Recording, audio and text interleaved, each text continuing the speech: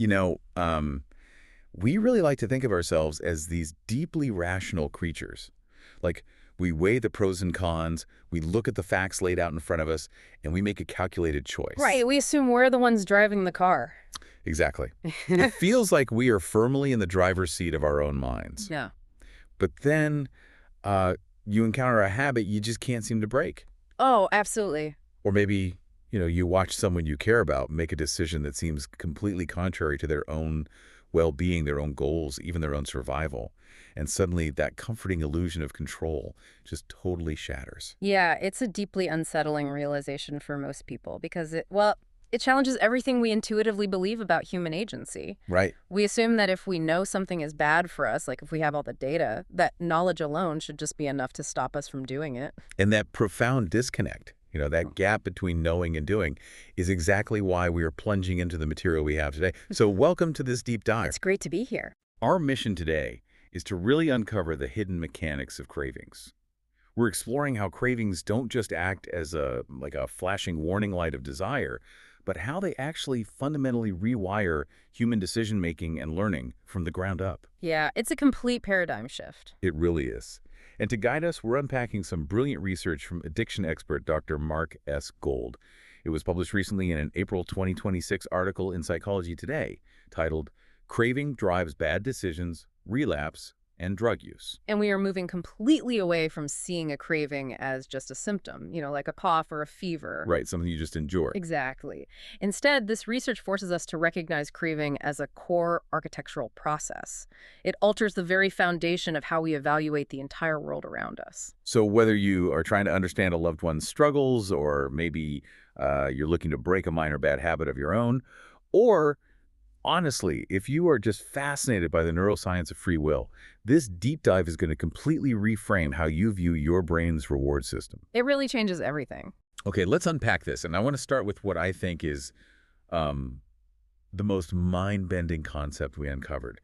The idea that a craving doesn't even need to be felt in order to completely control your behavior. Yeah, that goes against about 100 years of psychological assumptions, frankly. Right. The traditional thought process, the one most of us grew up with, was always like, you feel a temptation, you consciously recognize it, and then you use your willpower to either succumb to it or fight it. It was viewed entirely through the lens of a conscious experience. Right, exactly. But Dr. Gold and his colleague, Dr. Miller, proved decades ago that this narrative is fundamentally flawed. Like, they found that relapse and alcohol or cocaine dependence can happen without any consciously reported cravings. Which is wild. It is. Yeah. A person doesn't feel that familiar, undeniable, sweaty urge, yet they still relapse. Which is terrifying, but also really illuminating. It tells us that addiction involves processes operating entirely outside of our awareness.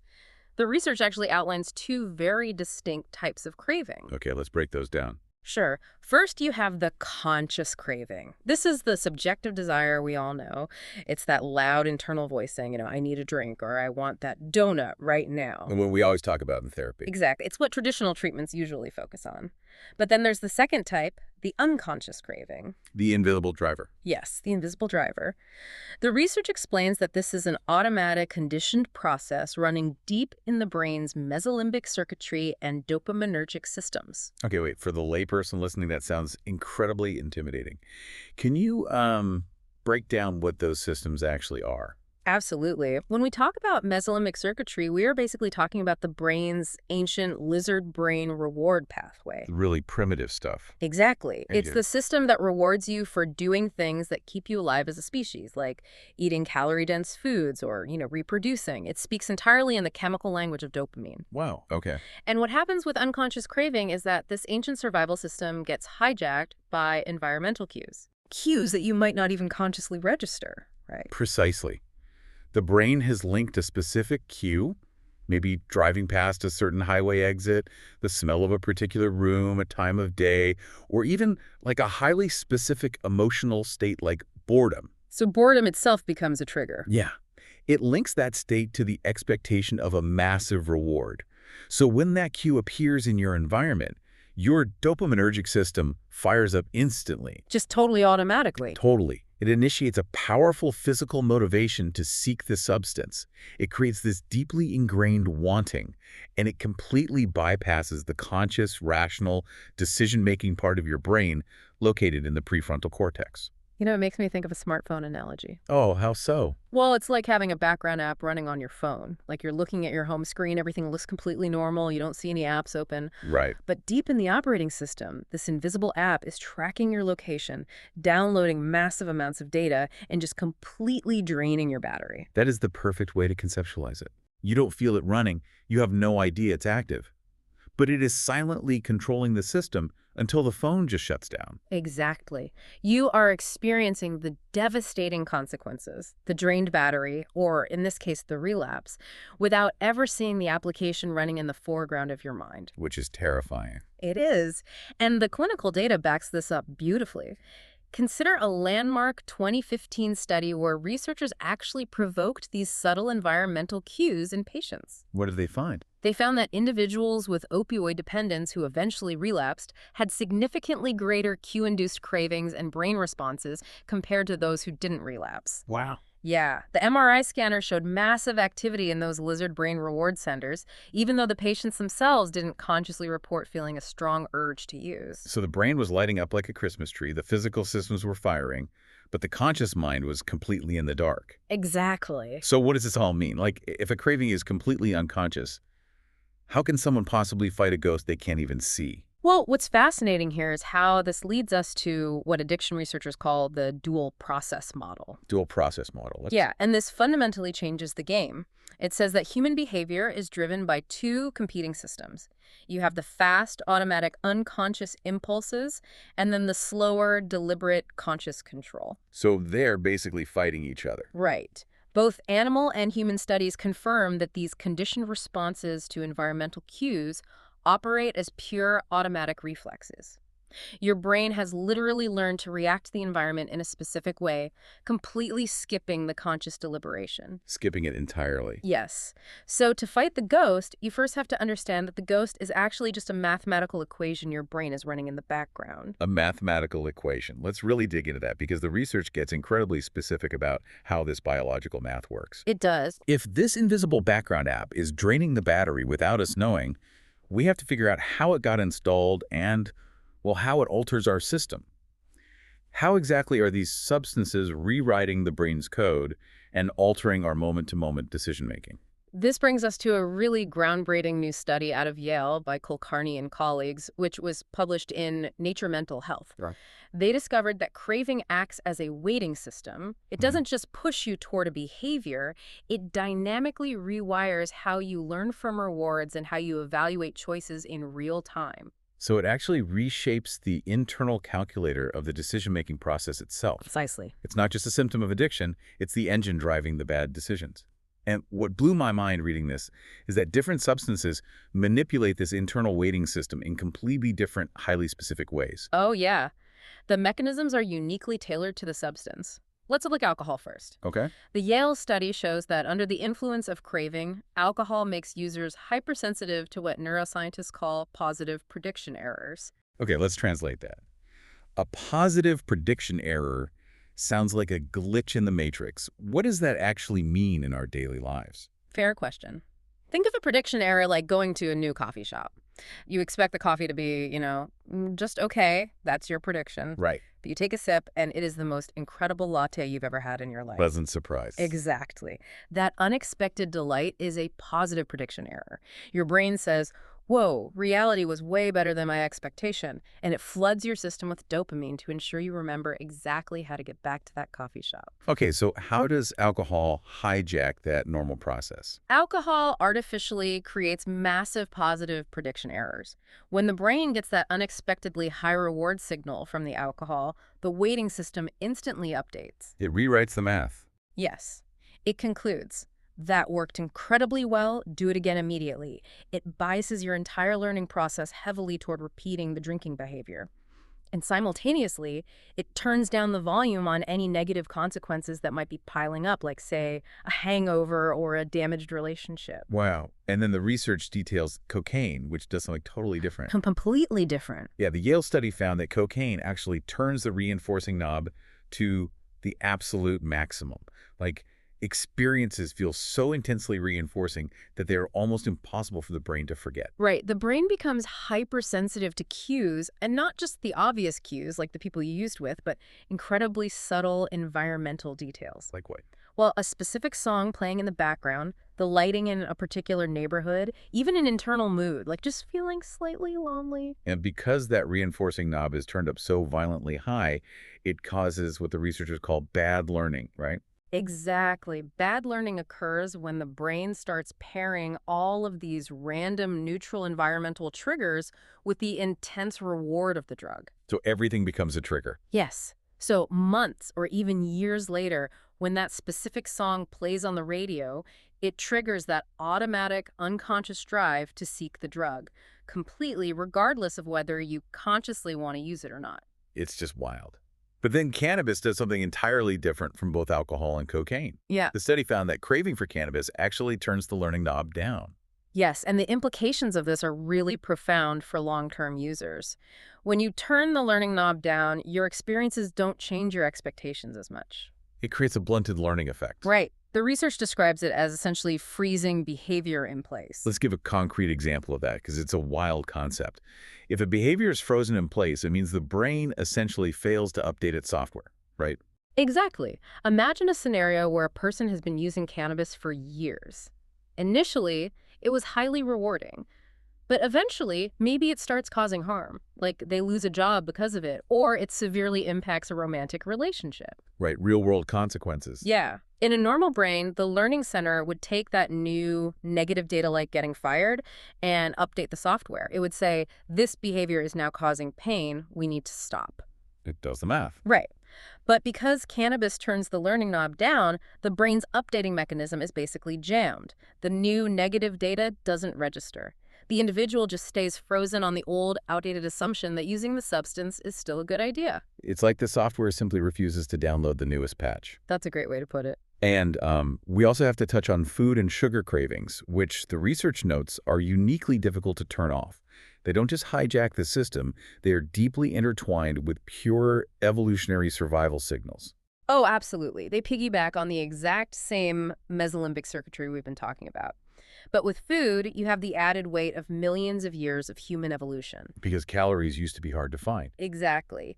For our ancestors, finding a massive source of sugar or fat was a literal matter of life or death. Oh. So when you eat highly processed foods today, your brain thinks it has just hit the evolutionary jackpot. Right.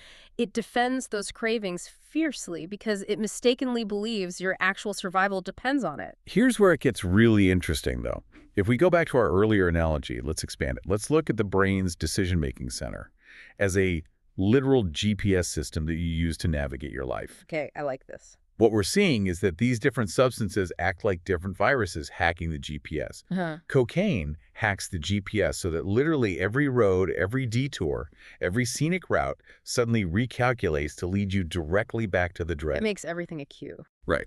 Everything is a cue. Cannabis, on the other hand, just freezes the GPS screen entirely. You are driving straight toward a cliff or you're stuck in massive traffic, but the GPS refuses to update the route.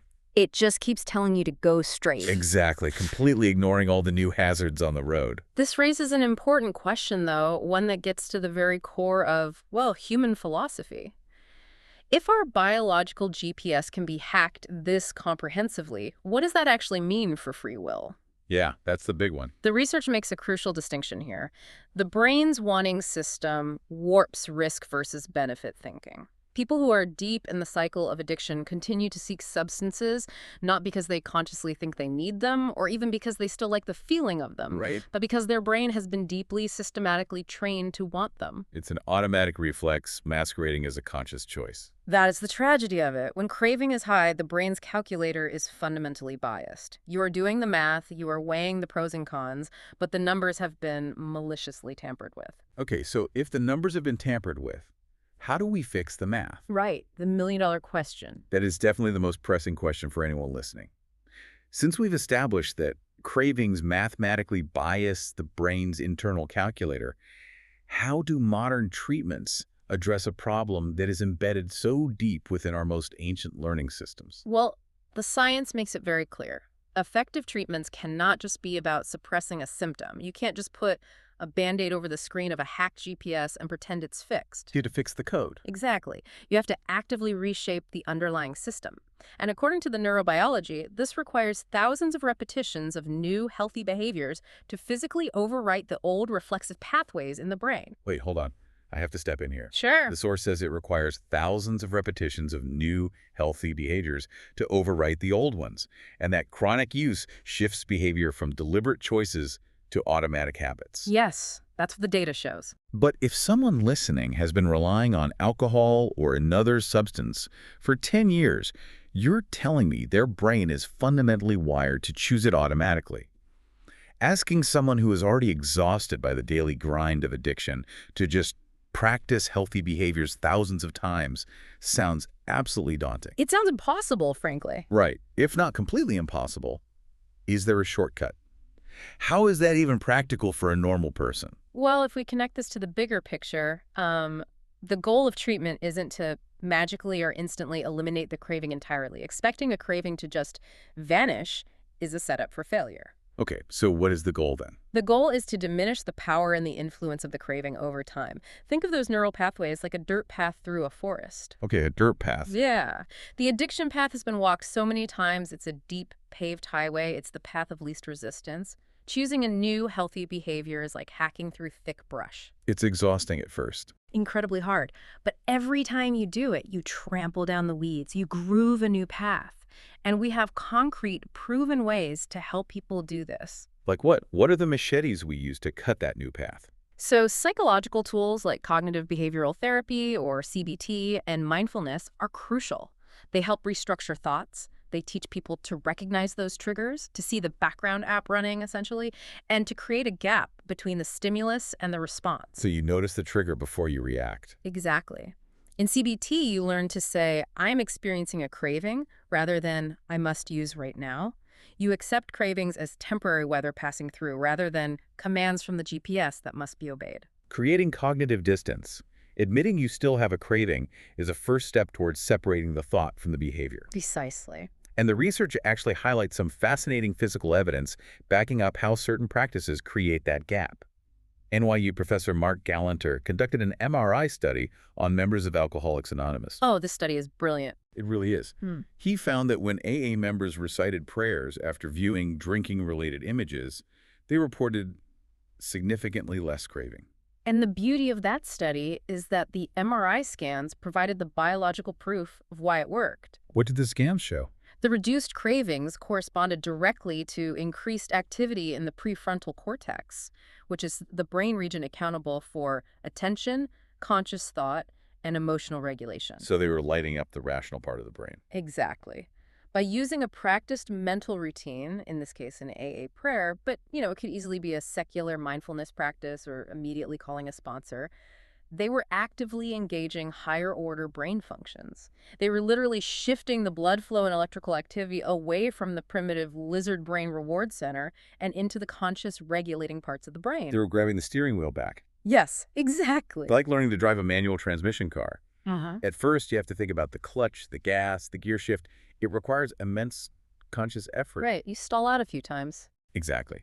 But over time, through repetition, the AA experience trains an innate ability to deploy that distraction and emotional regulation on demand until that becomes the automatic reflex. Exactly.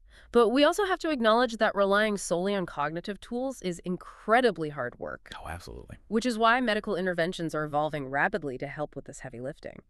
The research mentions GLP-1 medications, which, the public hears a lot about for weight loss, can actually reduce the brain's response to cues and drastically improve self-control. Let's maintain that ELI-5 approach here. Explain it like I'm 5.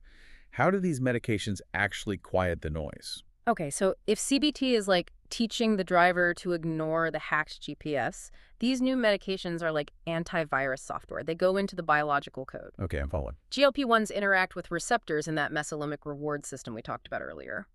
When a cue triggers a craving, the medication essentially dampens the dopamine release.